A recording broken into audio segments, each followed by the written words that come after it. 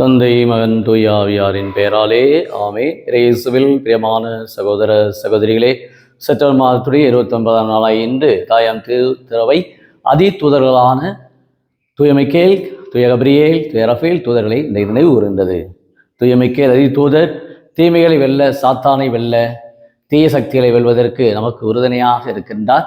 இவற்றை நாம் பழைய ஏற்பாட்டிலே தானியேல் புத்தகத்திலே 10ஆம் அதிகாரம் 13வது இறைவாக்கிலே படிக்கின்றோம். அலகையை 5 தூய மிக்கேல் அதிதூதர் வென்றார் என்பதை நாம் வாசிக்கின்றோம். இவ்வாறாக யூதா புத்தகம் 1ஆம் அதிகாரம் 9வது வசனத்திலும் இந்த தூய மிக்கேல் அதிதூதருடைய இந்த பிரசன்னத்தை பற்றி நாம் வாசிக்கின்றோம். தூய கபிரியேல் தூதர் மங்கள வார்த்தை அன்னை மரியாளுக்கு வெளிப்படுத்தியவர், இறை வார்த்தையை அறிவிப்பவர், கடவுளிடமிருந்து அந்த வார்த்தைகளை பெற்று மக்களுக்கு வழங்கக்கூடியவர் தான் இந்த தூய கபிரியேல் தூதர். இவர் அன்னை மரியாவை உறுதிப்படுத்துகின்றார். அஞ்சாதே, கலங்காதேன்னு, ஆண்டவர் உன்னோடு இருக்கிறார் என்று கடவுளுடைய பிரசன்னத்தை சுட்டி காட்டக்கூடியவர்கள் தான் இந்த அதி தூதர்கள். அதே வேளையிலே தூய ரஃபேல் தூதரை பார்க்கிறோம். தோபித்து புத்தகத்திலே தோபியாவுக்கு ஆண்டவர் வெளிப்படுத்துகின்றார். இவ்வாறாக சுகப்படுத்துகிறார். தோபித்தையும் அந்த ரஃபேல் தூதர் தான் குணமளிப்பவர், சுகமளிப்பவர். இதைத்தான் நாம் விடுதலை பண்ண நூலோடு வாசிக்கின்றோம். ஆண்டவர் நலம் தரக்கூடியவர் என்பதை எரேமியா புத்தகம் 30ஆம் அதிகாரம் 10வது வசனத்திலே நான் உனக்கு நலம் அருளுவேன் என்று சொல்கின்றார். இவ்வாறாக கடவுள் நமக்கு சுகம் கொடுக்கக்கூடியவர், குணமளிக்கக்கூடியவர் என்பதை ரஃபேல் தூதர் வழியாக நாம் கற்றுக்கொள்கிறோம். இவ்வாறாக தூய மிக்கேல், கபிரியேல் அதி தூதர்கள், ரஃபேல் தூதர் வழியாக ஆண்டவர் இன்றைய நாளிலே திருவையை வழிநடத்தி கொண்டிருக்கிறார். நன்றி கூறுவோம்.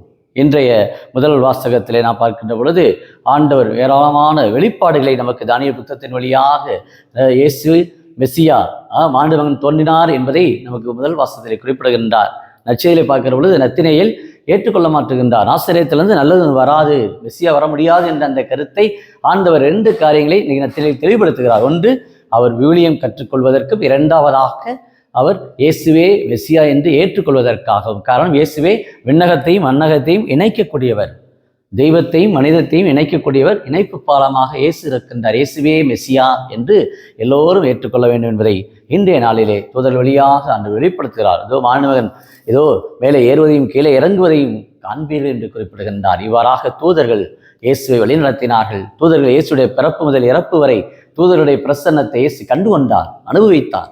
நிறைய புனிதர்கள் தங்களுடைய வாழ்க்கையிலே இந்த அதிதூதருடைய மகிமையை, அதிதூதர்கள் கடவுளோடு இருப்பவர்கள், கடவுளுடைய வார்த்தை அறிவிப்பவர்கள், அனைத்து மக்களுமே இயேசு கடவுளத்தில் கொண்டு செல்லக்கூடியவர்கள் என்ற ஒரு உந்து சக்தியை இந்த அதிதூதர் வழியாக நாம் இந்த நாளிலே பெறுகின்றோம். இந்த நம்முடைய வாழ்க்கையிலும் ஆண்டவர் தூதர் வழியாக நம்மை காக்க, நீ போகும் முன் உனக்கு முன்பே நான் தூதரை அனுப்புவேன் என்று சொல்கிறார். அன்றாட வாழ்க்கையிலே ஏதோ நீங்கள் தூதுவரை போல, இதை ஏஞ்சலை போல என் வாழ்க்கையில் நீங்கள் எவ்வளோ நற்காரியங்களை செய்திருக்கீங்களே, கடவுள் எனக்கு வெளிப்படுத்தினார் என்று அநேக சாட்சிகள் தூதர் வழியாக ஆண்டவர் இன்று நமக்கு தோண்டிக் கொண்டே இருக்கிறார். அன்றாட வாழ்க்கையிலே நமக்கு ஆண்டவர் ஒவ்வொரு நாளும் நமக்கு ஒரு விழிப்புணர்வை கொடுத்து கொண்டே இருக்கின்றார்.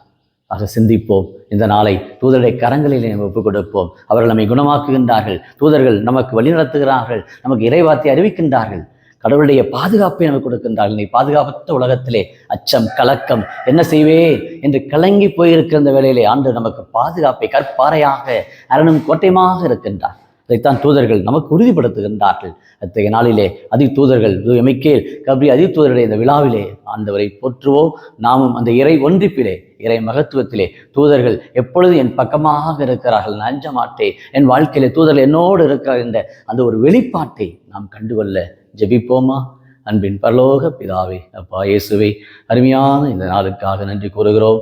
அதி தூதருடைய விழாவை சிறப்பிக்கிற இந்த நன்னாளிலே நாங்கள் அனைவருமே இறைவார்த்தையை அறிவிக்க, இறைவார்த்தையை போதிக்க, இறைவார்த்தையின்படி நடக்க எங்களுக்கு ஆற்றலும் பலமும் பரிசுத்த ஆவியின் துணையும் தூதர்கள் எப்பொழுதும் எங்களோடு இருக்கின்றார்கள், தூதர்கள் எப்பொழுதும் எங்கள் பக்கமாக இருக்கிறார்கள் என்பதை நாங்கள் உணர்ந்து கொள்ள, அன்று தானியேலை வழிநடத்தியது போல, அன்று தோபித்தை சுகமாக்கியது போல, இன்றைக்கு எங்களுடைய வாழ்க்கையிலும் தூதர்கள் அநேக அற்புதங்களை, அநேக அதிசயங்களை வாழ்க்கையில கொடுத்து கொண்டே இருக்கிறார்கள். ஆண்டவரே, எஸ்அப்பா, இந்த தூதர் வழியாக இன்னும் எங்களை பலப்படுத்தும், எங்களுடைய நம்பிக்கையை, எங்களுடைய அன்றாட வாழ்க்கையுடைய செயல்பாடுகளை, அது குறிப்பாக இந்த செப்டம்பர் மாதம் முழுமையாய் எங்களை நீர் பாதுகாத்து நடத்தியிருக்கிறீர். நன்றி கூறுகிறோம். இன்னும் தொடர்ந்து நாங்கள் தீமைகளை வெல்ல, சாத்தானை வெல்ல, எங்களுக்கு தேவையான அருளுதவி, எங்களுக்கு தேவையான உந்து சக்தியை நிறைவாய் இந்த நாளிலே கொடுக்கும்படி வழிநடத்தும்படி தூதருடைய கரங்களிலே எங்களுடைய திறவை ஒப்புக் கொடுக்கின்றோம். நீரே வழிநடத்தும். இந்த தூதர்கள் எங்களுக்கு கடவுளுடைய மாட்சியை பறைசாற்றுகிறார். எசாயா புத்தகத்திலே படைகளின் ஆண்டவர் தூயவர் தூயவர் என்று அந்த ஆராதிப்பது போல அன்றாட வாழ்க்கையிலே தூதர்கள் உம்மை பொழுந்து மாட்சிமை பறைசாற்றுவது போல நாங்களும் ஒவ்வொரு நாளும் உம்மை பின்பற்றி நடக்க உடைய கிருபையை தூதர் வழியாக எங்களுக்கு கொடுத்து ஆசீர்வதிக்கும்படி குடும்பங்களை வழிநடத்தும்படி இந்த யூடியூப்ல ஜெபிக்கிற அநேக குடும்பங்கள் தூதர்களுடைய பிரசன்னத்தை கண்டுகொள்ள வெளிப்பாடுகளை பெற்று நலமோடும் சுகத்தோடும் வாழ குணமாக்கும் ஆண்டவர் என்பதை இந்த உலகத்துக்கு பறைசாற்ற கிளைகளை வரங்களை தரும்படி கிறிஸ்து வழியாக உம்மை மன்றாடுகிறோம். ஆமென்.